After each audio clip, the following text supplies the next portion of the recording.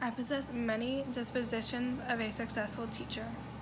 The first one, which is the one that I am the biggest believer in, is that all students can learn.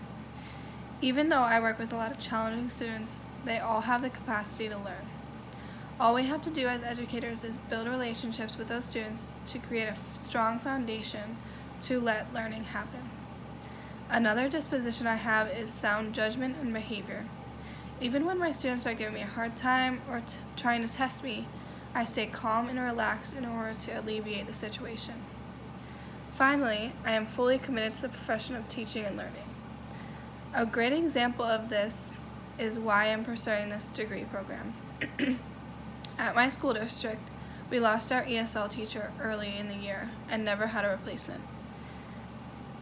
Being a first-year teacher, it was hard for me to cope with and help my English language learners in the classroom. Throughout this program, I hope to learn strategies not only to teach these students, but build relationships with them as well. The language barrier made it hard to connect with some of my students, so I can't wait to learn techniques to work with these students in mind. I have a few dispositions I need to work on moving forward in my teaching career. One that came to mind first was making sure that I am being fair with all my students. It doesn't matter if I really like a student or I really dislike a student, I still need to hold them to the same standards and expectations. For instance, two students misbehave in the same way. Even if I liked one of them more than the other, I need to ensure that I am giving the same consequence to both for the action. Another disposition I'm working on is reflecting on my practice. During my induction program this past year, I had many opportunities to reflect. But once that was over, I did not continue with the reflection process. Going into this next school year, I'm going to create a process that I will stick by to keep the reflection flow moving throughout the entire year, even to the end.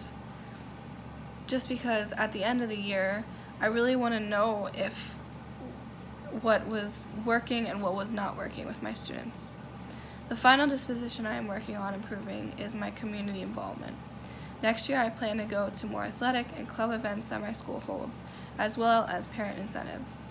It is always great to see what kind of environment and background my students are being raised in.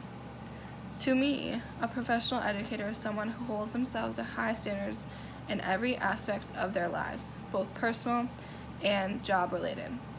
When it comes to working with colleagues, keeping a clear head when the job gets hard, maintaining professional boundaries and manners, working with and connecting with both students as well as families, and the list goes on and on.